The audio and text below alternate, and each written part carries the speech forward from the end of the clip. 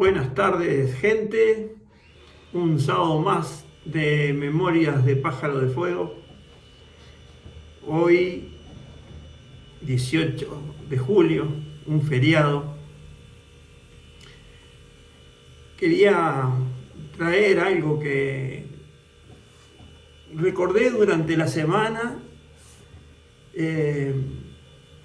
y que, bueno, en cierta forma es un homenaje a unos compañeros que me recibieron muy bien en su momento en una de las empresas en las que trabajé. Por allá por el año 1999, en octubre, entré a trabajar en la que sería Helvética como camionero, como chofer de camión. Y allí, bueno, me llevó, como en toda empresa nueva a la que accedes, ver las reglas de juego, ver los compañeros que te tocan, ver los encargados cómo se manejan y mantenerse con el formato de trabajo que uno puede ofrecer, ¿verdad? Bueno, era raro porque había el patrón no quería mucho a los camioneros nuevos. Él les tenía confianza a uno o dos, entonces los camioneros nuevos todos tenían que andar en camiones chicos, los camiones grandes eran exclusivos para sus choferes de confianza. Y yo hice la prueba en camión chico y eso, y un día había un viaje en camión grande y bueno, uno de los encargados me mandó salir y justo llega el patrón y dice: ¿usted qué hace ahí arriba? Y le digo: bueno, me mandaron a ir a este camión hasta tal lugar y yo estoy disponible. Y quedó ahí, bueno, espere un poquito, no sé qué, consultó cómo era el viaje, no sé qué, y me dijo que sí, que fuera.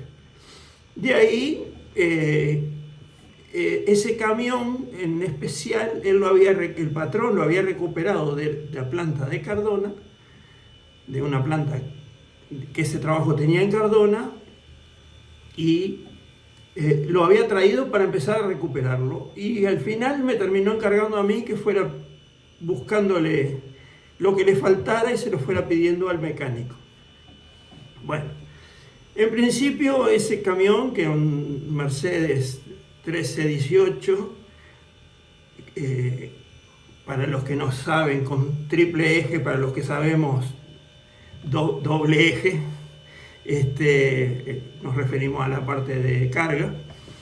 Y bueno, con ese camión empezó a trabajar y se me lo daban a mí para ir a hacer la parte de los balnearios, porque era por donde podía transitar y era más dificultoso hacerlo en el centro y en Pocitos.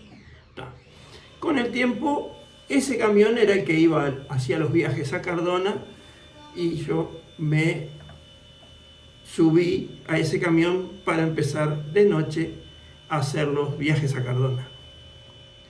Y me encontré con, ya lo he relatado en otras oportunidades, las rutas que hacía, y me encontré en la planta de Cardona, donde yo llegaba de noche con 4 fantásticos compañeros. Entonces, en realidad eran 5 compañeros, ¿no? Era Santos, que era el que me recibía y el encargado de la noche, y después compañeros de carga, que eran los que cargaban los camiones para la leche, el camión que iba a planta, el grande que iba a planta, estamos hablando de semirremolque, y yo que iba con un camión doble eje a cargar de noche cuando se necesitaba, sobre todo en verano, mucha más carga. No iba yo solo, iban otros camioneros. Oscar, un Audicio, un compañerazo, también iba. Esta gente era fantástica. Si vos querías llegar, parar y y irte a dormir, había un cuarto para dormir, pero eran tan buenos y eran divertidos que si uno no venía, yo si no llegaba muerto y cansado, la realidad era que me trataba de quedar allí para escuchar las anécdotas y la diversión que ellos tenían mientras hacían las cargas y las descargas. Yo voy a decir cómo yo los conocí. Estaba Santos, que era el encargado de manejar la planta en la noche, la zona de carga, y que me hacía las boletas para salir. Estaba uno que yo le decía el cachabacha. Estaba el sordo, que era un personaje fabuloso del cual voy a contar 2 anécdotas muy graciosas, por lo menos para mí. Y después estaba el Pablo de León y el Cabeza. A veces había 3, a veces había 4, a veces los ponían a hacer otra tarea, entonces cargaban solo 2. Pero normalmente yo los encontraba y estaba ese grupito de trabajo para cargar. Era un lugar insólito porque el camión daba vueltas por todos lados, llegaba, tenía que ir a descargar los vacíos, tenía que ir a un embarcadero, tenía que cargar una parte donde iban los yogures, después iba a buscarlos, cargaba en otro lado los dulces de leche, y todo eso se hacía en una fábrica que no estaba bien pavimentada, con el camión dando tumbos, con los muchachos que iban agarrando la carga mientras vos ibas y pasabas de un lugar a otro con el peligro de que eso se te volcara. Bueno, y de a poco hasta que el camión se iba completando. Pero yo no quiero hablar de carga, yo lo que quiero hablar es de esos compañeros. De esos compañeros con el que hoy tengo trato es solo con uno, que es Pablo de León, un tipo fantástico con el que me sigo comunicando por TikTok, padre de familia, y en aquel momento era un muchacho. Ahora está de camionero, y bueno, ve lo que es la rudeza de a veces estar separado de su familia. Un gran saludo para él. Nos leímos mucho en TikTok. El otro, el cachabacha, bueno, en determinado momento, cuando me recibió con una broma. Yo llegué, atraqué el camión en un lugar para bajar las devoluciones que venían de Montevideo y los plásticos vacíos, y le digo, voy para el embarcadero, y él se me acerca y me dice, ¿de qué embarcadero me hablas? Si acá no hay barco. Y se mató de la risa de mí y todo lo demás. Esa fue cortita porque tuvo revancha, porque al ratito él murió por la boca, como el pescado murió por la boca, y en determinado momento me dijo, anda ya, hasta acá en el muelle. Le digo, ¿en qué muelle? Si no me dijiste que acá no hay barco. Y nos matamos de risa los dos, y un tipazo. En su momento estuvo entre los que organizó el sindicato de que sería el Betis. En la parte de Cardona. El otro al que quiero mencionar, y que yo sepa es el único que perdimos de este grupo, Santos. Santos era un tipo magnífico, piola para todo, campechano, buen encargado, un tipo que estaba siempre listo, digamos. Tan es así que en determinado momento, que sería Helvética, que es la empresa de la que estoy hablando, vendió la parte de Cardona, se lo vendieron a unos mexicanos. Y no saben lo extraño que es ir de un lugar donde ibas y te sentías durante 4, 5, 10, 6 años, no sé cuánto fue, te sentías como perico por tu casa, entrabas, parabas el camión donde querías, siempre había un compañero reconocible, a llegar a una fábrica donde había portero nuevo, encargado nuevo, esto nuevo, el otro nuevo, la cuadrilla ya no existía, no estaba en la noche. Y bueno, y me encontré con que Antes yo llegaba, cargaba y salía, y ahora un día llego y me dicen, bueno, hasta las 6 de la mañana no lo vamos a poder cargar, por ejemplo. Y yo le digo, pero si yo a las 5 de la mañana tengo que estar en Rosario ya cargando queso. Si vos no me cargas ahora, me voy para Rosario, ya la carga esa yo ya no la puedo llevar. Y que apareciera Santos de algún rincón de la fábrica y dijera, pará, yo me encargo, vení Daniel, y aparecía como un fantasma y te salvaba en momentos claves, ya cuando igual él no era la responsabilidad de él esa carga. Ella tenía otras cosas, estaba encargado de depósito y hacía viajes a Montevideo. Y en uno de esos viajes a Montevideo lo perdimos. Ruta 3, kilómetro más o menos 75.